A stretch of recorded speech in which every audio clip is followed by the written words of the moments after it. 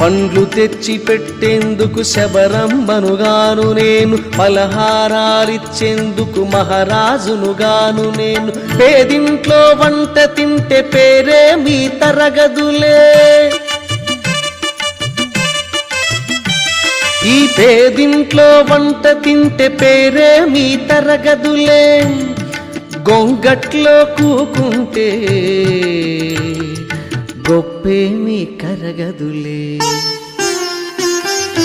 ఒక్కసారి రావాలని సావే, అన్నాళ్ళుగా పిలుస్తుంటే సావే.